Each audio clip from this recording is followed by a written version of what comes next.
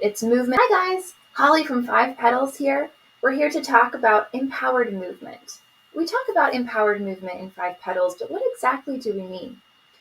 When we talk about empowered movement, we're talking about movement that brings increased vitality and energy flow instead of detracting from those things. This happens both on and off the mat.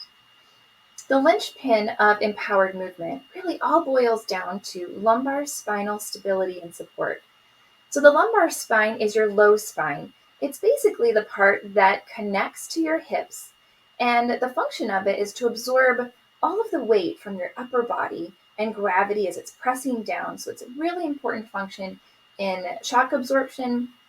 And also, because of the flexibility of it, there's no bones or structures there to impede it, and that allows any movement when your torso moves outside of midline from your middle of your line over your hips. So any movement like this is movement that's allowed by your low spine. So as we can see, obviously, this type of movement is crucial in our everyday life. We're always constantly moving from side to side, front and back. This is a really important part of our everyday life. The mechanism that our body supports this really crucial linchpin of spinal stability is through a mechanism called hydrostatic pressure. And this is basically a principle that means when you have a closed system and you increase the pressure externally, the internal pressure increases. So what that means is that when we contract our abdominals and our deep core muscles, that puts pressure inside the abdominal cavity, which increases the pressure inside of it, just to the right degree to provide stability for your low spine. Unfortunately, our modern day lifestyle, especially including sitting down for long periods of time, it teaches our nervous system to disengage those muscles and completely negates that internal biomechanical support that we're meant to be relying on. Now, fortunately, our nervous system is trainable, and so it can be retrained to engage this built-in support. And no matter where we're starting at now, we can always achieve more support and stability in our lower spine. In Five Petals practice, we do lots of core supportive practices to re-engage this nervous system in our core. My favorite to get back online, these muscles and the nervous system back connected together, is called the 100, and it's an exercise actually taken from Pilates.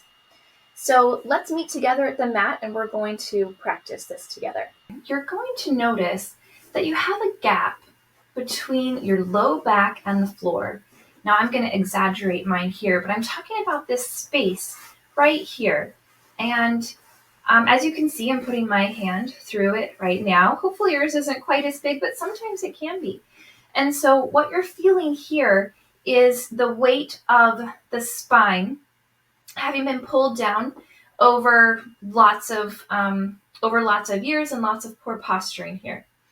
So in order to retrain the muscles and also strengthen them in order to support it, what we're going to do is we're actually going to bring our low back as close to touching the floor as possible. So you're actually going to rotate your hips backwards like this in this position. It's called a posterior pelvic tilt. And as you do that, you're going to feel your low back and do it until it feels comfortable till you get as close to the ground as you can. If it starts to hurt or pinch or bite at all, be sure to back off. We're not looking for any pain here, but we're trying to get our low back as flat on the ground as possible.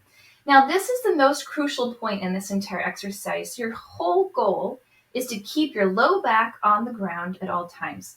Everything else that we're going to do is secondary to this and modify as need to make sure that you're keeping this low back on the floor at all times.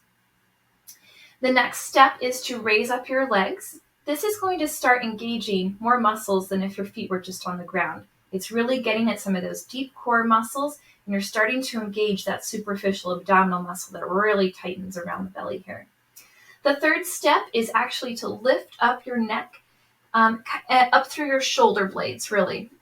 Sometimes this can be tricky until your core is strong enough to support it, because you don't want to have any strain or muscular involvement really at all in your shoulders.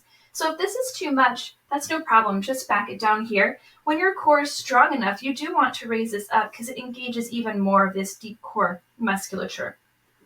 So wherever you're at, you're going to be from here Again, keeping that low back on the ground. We're just going to count to 50 here. We like to pump our hands. This is from the Pilates method. And it's called the 100 because you typically count to 100 here. We usually in 5 Petals go up to 50 just to kind of get that nervous system back online with these muscles, and we strengthen them throughout different practices as we go.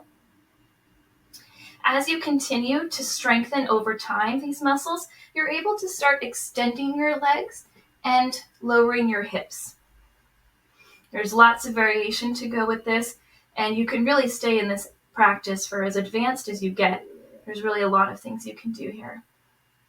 So then you just count to 50. Again, the most important part is keeping that low back right against the ground the whole time.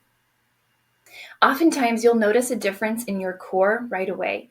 If you don't, that's okay. It just takes some practice to get that strength up and to really start engaging those muscles automatically as your default throughout the day. I encourage you to continue practicing this. You can do a little bit of this every single morning, and you're going to see incredible benefits from it.